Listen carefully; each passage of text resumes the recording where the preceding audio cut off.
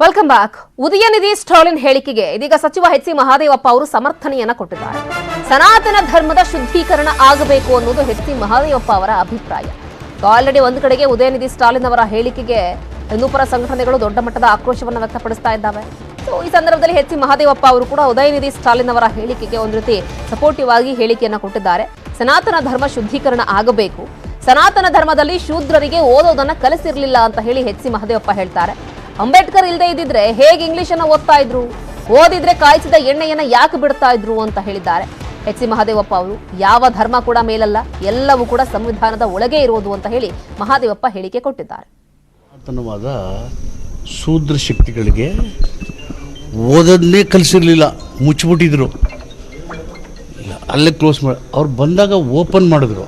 Lord Macaulay open ಮಾಡಿದ್ಮೇಲೆ ಎಲ್ಲ ಇಡೀ ವ್ಯಾಪಕವಾಗಿ ವಿದ್ಯೆ ಕಲಿತರು. ಬಾಬಾ ಸಾಹೇಬ್ ಅಂಬೇಡ್ಕರ್ ಇಲ್ಲದ್ರೆ ಎಲ್ಲಪ್ಪಕ್ಕೆ ಅವ್ರು ಓದ್ತಿದ್ರು, ಇಂಗ್ಲೀಷಲ್ಲಿ ಕಲಿತಿದ್ರು, ಅಧ್ಯಯನ ಹೆಂಗೆ ಮಾಡ್ತಿದ್ರು, ಸಂವಿಧಾನ ಹೆಂಗೆ ಬರಿತಿದ್ರು, ಪ್ರಪಂಚದಲ್ಲಿ ನಂಬರ್ 1 ಇಂಟೆಲೆಕ್ಚುವಲ್ ಅಂತ ಅಲಂಕರಿಸ್ಕೊತಾ ಇದ್ರು.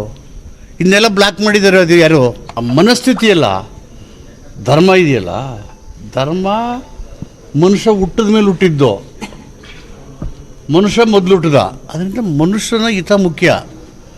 ಮನುಷ್ಯ ಬಂದ ಮೇಲೆ ಧರ್ಮ ಬೇಕು ಅಂತ ಅಂಬೇಡ್ಕರ್ ಧರ್ಮ ಬೇಡ ಅಂತ ಹೇಳಿಲ್ಲ. ಎಂಥ ಧರ್ಮ ಬೇಕು? I respect the religion which teachers justice and liberty. I respect the religion which teachers justice and liberty. ಇವರು ನಿರ್ಮೂಲನೆ ಮಾಡಬೇಕಂತ ಹೇಳಿದ್ದಾರೆ. ಶುದ್ಧೀಕರಣ ಆಗಬೇಕಲ್ಲಪ್ಪ. ಮನುಷ್ಯ ಮಾನವೀಯತೆ ಮುಖ್ಯ ತಾನೆ.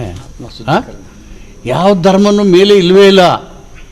It's only constitution. Under the constitution, everyone should live and perform scientifically. ಸುದ್ದಿ ಮುಂದುವರಿಯುತ್ತೆ ಸ್ಮಾಲ್ ಬ್ರೇಕ್ ಆದ್ಮೇಲೆ.